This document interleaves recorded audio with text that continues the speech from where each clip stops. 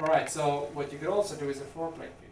So we actually import your architectural layout, you put the indoor units where they are, and the user after the fact go in and look and see, oh, you know, this guy's office is a little hot. Where's the indoor unit? Oh, it's there.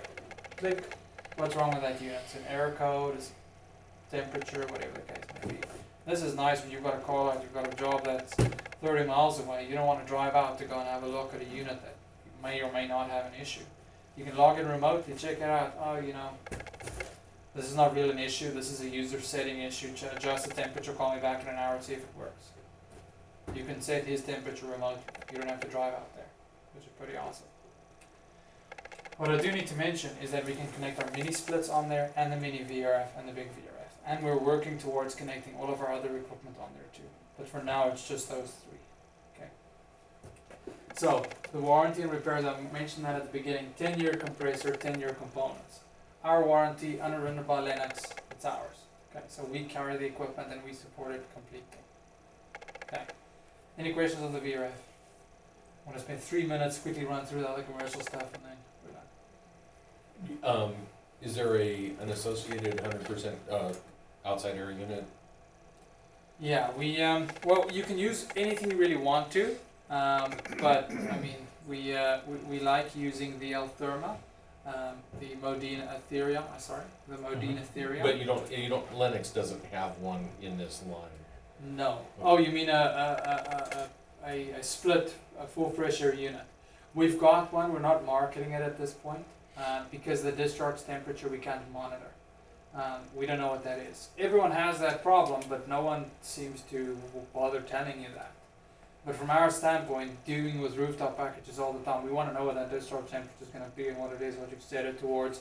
We want to be able to set discharge temperature, not just room temperature, and hope it works the same, right? Well, that's what we do when we build up a system 9 times out of 10 is we'll just put a discharge air control and try and maintain like 65 degrees for corridors and stuff like that because you don't really have zones and you're not heating and cooling, you're just providing tempered outside air. Yeah. So we've got the product, we've got it in stock, we can put it in without any issues, so we've got it, yeah. We are looking at some neat ways to try and work this back in where you put the that on a heat recovery system, you divert that energy back into your system. So all that cooling, if you've got heating somewhere else, we're going to recover that, right? So we're looking into that, and we've got the system, you can order it if you want, and I can price it out for you. But we're not aggressively marketing it at this point. It is UL listed, it is certified and all that. But we actually took it off that sheet of yours because of that fact that we can't control the discharge temperature the way we want to control it. Okay, but we can help you size and select for it. Yeah, it works exactly, now it works the same as everybody else's. But we want it to work better. That's why we've taken it off the market. That's something that comes up on smaller mixed-use buildings for corridor ventilation a lot. People want to do it with split systems, and that's a good way to go. Yeah. Okay. What we also do is we use our rooftop package units because our Energens can run full fresh air, and it's $1,500 a ton versus $3,500 a ton if you go to a dedicated outside air system. Right. The big. I didn't know that. Yeah, I didn't either. Energens, you can run 100% outside air. Lennox used to have a kind of a funky. You have to have any compromise of it, yeah. They used to have a funky humiditrol bypass on the supplier temperature that mixed it with, or the supplier. It was a curb bypass. It was a curb bypass for the supplier back into the outside air, so it would temper the outside air a little bit. It was kind of a circular deal, and it would derate it. They had that for a few years, and then they went away from it. Yeah, to get 8 tons, you'd have to put like a 12-ton unit or something. Right. Okay, so why do you have to have an economizer? To get your outside air. to get your outside air. Yeah, but there's no function of the economizer. It's No, you 100%. just put it 100%. We just don't have that connection inside a standard rooftop package unit. So we just need to get that airflow bypass through And the there's unit. no that covers issues, the obviously, it port. has stainless steel heat exchangers and so on. What And about we put- condensation? We put the humiditrol in for the dehumidification of the system. And So that's why it's only available on the Energens, because it's the only one with the humiditrol. So your applications, engineers don't discourage installing those in 100% outside air applications In at all? fact, that told us to push it, especially for items like this. The difference between this unit and a makeup air unit, a dedicated makeup air unit, is we don't control the discharge temperature to within a degree that some of the other guys do. Yeah, right? So well, it's that's not a typically makeup not area. gonna be an issue anyways. Yeah, so there is a temperature swing, they call it, of about 3 or 4 degrees. But in a corridor, you won't feel that anyway. Is that gas and heat pump? Gas, heat pump, whatever you want. Gas, electric, or heat pump. Is it, All 3 versions. Oh, heat pump not, I'm sorry. so it's Heat pump's not humiditrol, right. is it hot gas bypass for your capacity control and cooling? Yeah. Okay. So that's a very low, if you're not too concerned about the discharge temperature and you don't want to close control it, why would you want to go make a period? Yeah, what's your ability to modulate your heat? Is it like 2 stages, 3 stages, 4 Depends on the stages? size. It goes all the way up to 4 stage. Yeah. And you don't have mod gas though? You can retrofit it, but we don't have it as an option right now. Retrofit, you mean field retrofit or manufactured? You can use a retrofit? secondary unit and install it on the field, yeah, in the field, yeah. But it's not, we don't really advise that, but Yeah. a lot of guys have done that. But we've got the 4 stages, right? And it modulates with airflow and the 4 stages, it does that by itself, so you don't really. I'd be interested in knowing what sizes and what stages come in the sizes. I don't have the electrical ones here, or the gas ones here. I believe everything up to a 5 ton has 2 stage. Okay. To 12.5 tons has 3 stage, and from there up is 4 stages. From 12.5 tons and up. I believe from my use of them over the last couple of months. But that being said, they work great with VRF systems. Because if that's where you're pumping that air into, a VRF system is not going to worry if that temperature if there's a 3 degree jump in temperature. What we typically use them for is for corridor ventilation. Yeah, And most we- people do that. And we do discharge air control.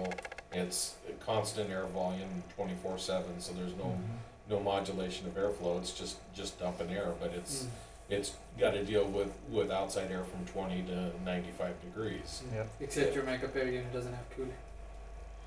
No, the ones we buy do. Yeah, you've got to add it on extra white, which is what pushes up that price so much. Well, no, like we typically get like an Aeon unit or Daikin makes one that the Aeon unit has mod cooling and mod heat and all kinds of funky stuff, but they're not cheap. Yeah. Or they're expensive. But that's the duty though. Yeah. That's what the you wanna do, application. yeah. That's what you need. So Yeah. I can't comment on whether we're developing that. I'm not too close with our development team on the rooftop package side, but yeah, I definitely see the utility with that. But for this application with VRF, I mean, it works beautifully to have a rooftop package on there all connecting. Does the Energins have any sound attenuation, like insulated boxes or anything like that? I believe that one does, yeah. I believe it does. But I speak under correction. There are 3 million different configurations that the Energins comes in, so I can't speak to all of them. I wish I had my. A lot of these projects are, we have to get through the sound codes in Seattle and so forth, so. Yeah. Well, you've got ACI, so give them a call. Tell them we want to look at a rooftop on it. See what we can do then. Then we look at the selections, we play around with that, and we see if we can give you something. Yep. It's that's what we're here for, to try and work Okay, with so- these projects. What's the deal with ACI and Lennox? that's what I was just thinking. Yeah, that's a good question. Yeah. Lennox does deal with you guys directly on their packaged unitary systems. Yeah. But that's keeping them busy, and so they've put us in charge of their VRF system 100% with all of their customers. So Okay. that's kind of how the breakup's going right now. Yeah. So, but we're all talking to one another. Chris and I speak on a daily basis almost. So we work together in that sense. So you deal with Lennox irrespective. It's just who you're giving the PO to, whether you're giving it to him or but it So still Chris comes didn't from the warn you same about place, us in right? advance? Excuse me? Chris didn't warn you about us in advance? Just you, Jim. Yeah. Alright, let's quickly go through those. If you guys are familiar with the packages, it's going to go very quick. The mini splits is something we wanted to talk about. So these are the lower cost versions, right? So this is not mini VRF, it's mini split, 1-to-1 or multi-zone. But you said that 5 these heads. systems will go with the control system, so if we have a residential system that has, again, that one I talked to you about, 66 in Roosevelt, has 25 units on the residences that are just the standard mini splits. So we could do billing off of those then? Yeah. Okay, Yep. off Yeah. with the control system. But you would have to have a pulse meter on every outdoor unit. You On have every outdoor, multiple okay. outdoor units, Yeah, right? but those guys are cheap, so that's not a big deal. Yeah. Okay. It depends on the Little donuts. voltage, really. The little It's more donuts expensive, are more nothing, expensive. yeah, It depends on the size and all that, you know. yeah, yeah. Right, so very simple, okay? So we got all the heads associated here. We don't have a vertical air handler, but apart from that, we've got everything that the big VRF has, all the way up to 24,000 BTU. So I believe it's actually 30,000 BTU, not 24. So this might be a little outdated. Yeah, I was just gonna Apologize ask for that. The VRF goes much larger in size, obviously. They go all the way to 4 ton. I believe the ducted units here also go all the way up to 4 ton from a 1-to-1 ratio Yeah. standpoint. The wall unit here says it goes up Ignore to this data. 30, yeah. I don't know which idiot put it on there. It has to have been me. I apologize for that. I'll go back and I'll go and see what the guys have For the done. grow operations. Oh, you guys do grow operations too? Well, maybe not. Yeah, We done- have, yes, In yes. Canada, we've done some massive ones. You know, I thought it was, I $1 didn't million know it was jobs, legal big there. ones. Medicinally, right? It's full on legal now, yeah. Oh, To it is grow. full on Yeah, legal? it's full on legal now, yeah. Hmm. Since our new prime minister came in, it's legal now. So.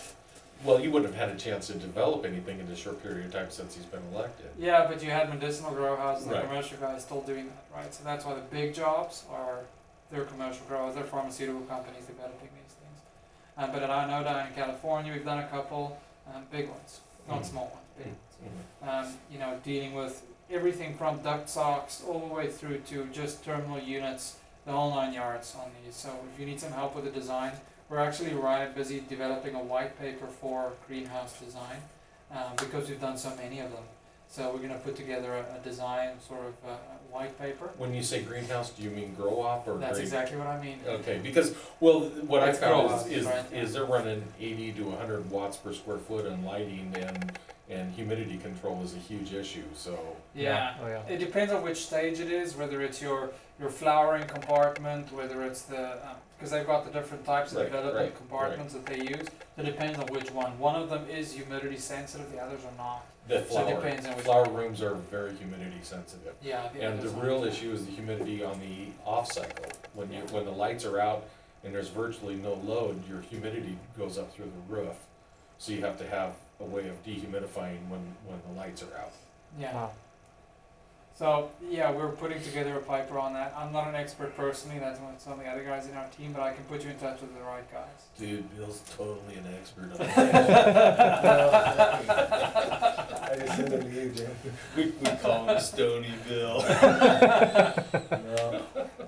Yeah, but we a lot of the guys like dealing with us because we've got that experience with them. We know how to price it and know how to get them out competitively. So it works really well. And we've got a way of dealing with the cash buyers.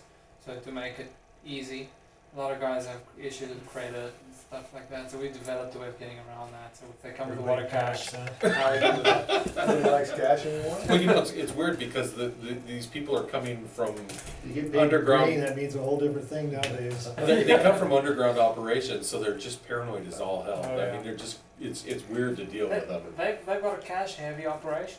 Very I mean, the cash guys who are buying these things don't want to get tracked with their credit card stuff. You know, they don't want the wife to know that I visited so and so grow house. You know, or so and so pot dealer. So they are cash heavy, and as a result, they don't have good credit record, good credit. Well, and history. the other issue that's even bigger is setting up a grow operation is hugely expensive. It is, Maintaining a grow operation is relatively cheap. So it's cash heavy, but the investment up front is huge, and Yeah. they don't always have the cash because they're coming from the basement, man. I was growing it in the basement, and now I'm an expert. Yeah. exactly. We've Yeah. we've seen actually some hedge fund money starting to come in. Oh, have you? They're coordinating some of the cash flows for these guys. So they're saying, hey, you're the expert, we'll fund it and then we'll split the profits. Yeah, and that's what Yeah, I've seen 'cause is it's a high marriage profit margin, right? of a business guy and the guy out of the basement. Exactly. Chiropractor in Cedar Woolley got into that. He's Oh, funding did the guy that, yeah. Wow. Right, so back to the mini splits, they're extremely well priced, extremely well priced. So ask Charles for some pricing on it, he's got to send it over to me, we'll give him the right prices on those. But we are extremely competitive. From a programmable controller standpoint, it'll be released in the next few weeks, but we have got, we do use the VRF programmable controller, so just be aware of that, Josh. Okay. I don't think you knew that. But we've got all of that in place. Okay, so it works really well. Commercial equipment. This is really where that expansion valve kit I mentioned earlier is really going to play well with this product. Because if we've got these that are already in our lineup that go all the way up to 20 tons, and if we can start putting an expansion valve kit on there, making it VRF, having that recovery, think about the application on electrical volt, for example. Think about the application on a big box store where you want to put these on the floor level and not have anything on the roof, whether it's in the basement of a big building. You've got these, put them on the floor and you run, or you can have them horizontally in a ceiling space and moving serious amounts of air. So it is a great use for us. Pharmaceutical warehousing, grow houses for example. You put this unit outside or you put it inside, suspend it up on top, and guess what it has? It has an economizer on there with enthalpy control, multi-stage air volume, and an optional hot water coil you can add in there. And MSAV would be required, right? Yeah. If you had Depending an on where existing, you are, right? yeah, And what it is. well, if you were converting it to the VRF, if you were putting the TXV, you would also want the MSAV, Yeah, or you you'd would, wanna upgrade the motor Yeah. to coordinate with the controls. Yeah, correct.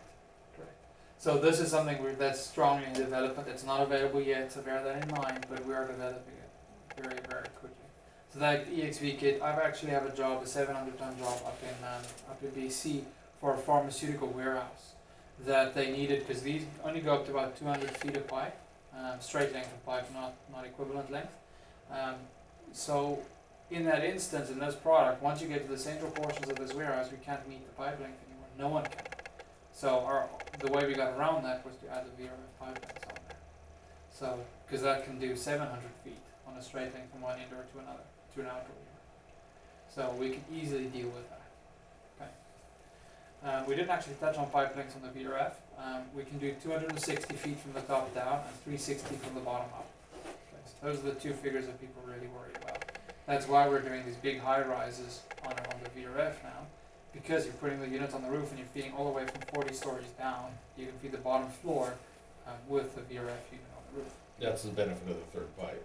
Yeah. Mitsubishi, I think, at 4 or 5 stories, they're saying. They're tapped. Wow. Yeah. Yeah. Well, we're seeing a lot of jobs being laid out with Mitsubishi. I'm not sure how they're dealing with that, how the oil return's working on their end. I couldn't tell you. The engineers don't know. So I don't want to comment on that too much, but I know some of the other guys, the guys who make televisions, they also have some issues with oil return on the pipelines. So that's what we've heard. We've also heard that their patent that they had on a two-pipe system has been opened up. You know, the timeline expired, and no one else has picked it up and ran with it yet. So there's probably a reason for that. Yeah, well, cool. Well, I knew it was in place, but I didn't know it was expired. Yeah. But no one really wants to go there. If you look at the efficiency of the 3-pipe, it way exceeds that. And the cost of those MS boxes they have, they're more than the outdoor unit.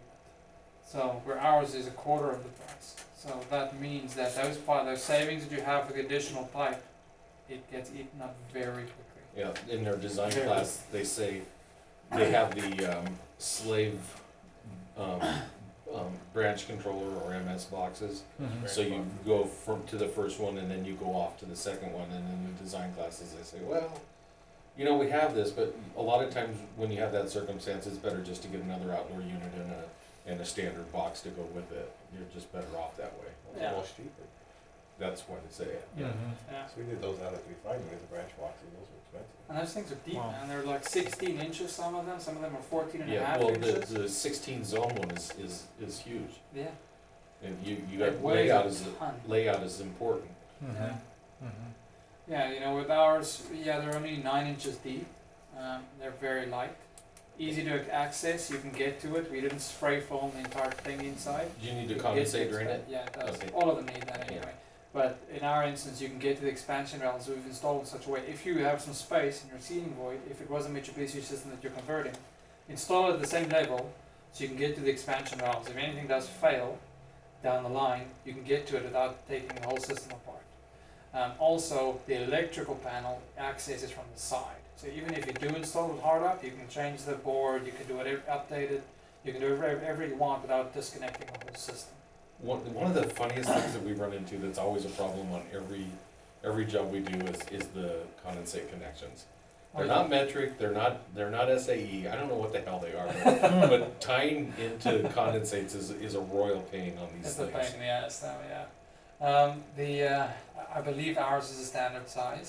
I speak under correction here, but I believe ours is a standard Okay. size. And we can furnish you, we can send you a Yeah, condensate yeah. drain pump for it if you want. So Okay, you can connect that back on the same power and just pump it up if you wanted to do that. So we've got that with a flow flow and the collector and all that. do you have, the ability to have an overflow cutoff switch on yours? Yeah. Okay. So we've partnered with, what's it? Micro Blue. Oh, mini Aspen, mini Lime, No, it's Blue something. I can't recall the name. But it's I normally spec the Micro Blue because mostly we spec it for the wall mount. Everything else has got condensate drains built in anyway. So for the wall mounts, it installs on the back of that wall mount. So you don't have to have it outside or next to it or whatever the case may be. And because our wall mount the pipework can connect on the side, on the back, on either end of the wall mount, you can choose where you want to put it. You can hide that condensate drain wherever you need to. Is that a pump or is that a overflow pump. cutoff? It's a cutoff with a pump, so you've got everything associated with So the pump and an overflow shut off. Do you have just It's a micro. just the shut-off switch without the pump? I think we do, but I need to confirm that. We've got quite a big range from that But you have- condensate drain. But you have two contact points that you can wire to Yeah. if that, and it'll shut it down. Yeah, that's Okay. right, yeah. And I believe it's also interlockable with the indoor unit. Similar That's what I'm saying. Yeah. It goes to the indoor unit and says, okay, we're not, for whatever reason, we're not draining condensate, we better not make anymore. Yeah, Shut her we down. got that, yeah. Have to have that, otherwise, you're gonna have to just flood the building, right? That's the whole point, yeah. So we've got that. Okay, so from a rooftop package standpoint, you guys are familiar with it, radar replacement equipment. It's basically a de-equipped everything else. It's unique, smaller footprint size, less weight. It's a shorter unit if you have issues with snowpack, which you guys don't. But up north we have some serious issues on replacements where we have to use the radars. They're very easy to get, easy to repair, easy to replace. Okay. They're there to replace old equipment. That's pretty much what the line was developed for. Don't they have the same curb size as the older carrier unit? Yes. Okay. They are, that's what they're designed for. The radar means we raid our competitors' curbs. Okay. So curbs from about 20 years ago, that's what we're after. So there's a drain curb, a carrier curb. With a slide adjustment, you can put that unit almost down directly on the carrier. You can put it on as is. You don't even Right. need to make any changes to it. The others have a slide adjustment from a curb adapter. Like Yeah, that. we deal with that. Then we've got the Landmark. This is our sort of median level. This is your, sedan without too many features. It works well. It doesn't have any issues. It's got all the ranges that you want. This is also the only one we have the heat pump model in. But this gives you an idea for what we have on the Energens. This is a de-equipped Energens. Okay, so it's also available with Environ, Coil, and all that sort of things. But once you start adding these accessories onto it, you might as well order an Energens because it becomes standard on the Energens. Okay. The Energens, now, if you guys are familiar with the standard Energens, we now have the Energens Ultra, which is even higher performance, and it's across the board with regards to capacity. So 3 to 20 ton at this point in time. So, and that's the really high efficiency products. That's where you want to have it on a lead project or something like that, right? Where clients are very sensitive to energy efficiency, you want the Ultra Energens on there. SunSource is really for lead credits. That's our solar solution. So we power the outdoor unit or the rooftop package unit with solar panels. Similar to our SunSource condensing units on our residential furnace type units, right? So in this instance, the SunSource, you can size it, the size of the panels or the micro transformers are included in the package. You connect everything up and it'll run the unit. Any excess power generated will be pushed back into your building grid.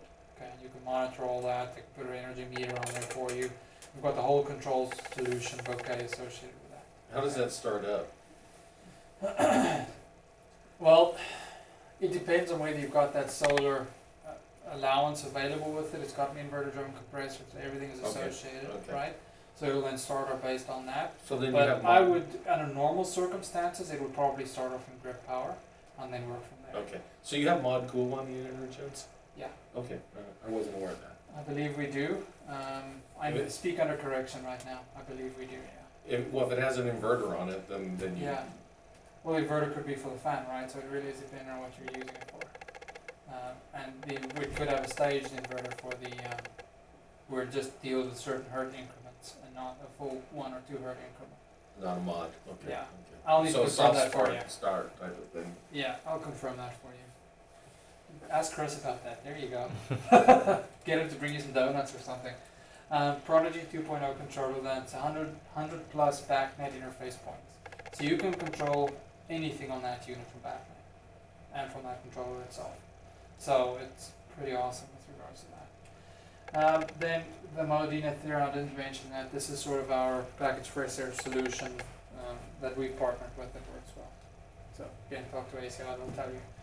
And that's the end of my presentation. I'm sorry it ran way longer than I anticipated. So Lennox owns Modine too? 5 minutes. No, no, they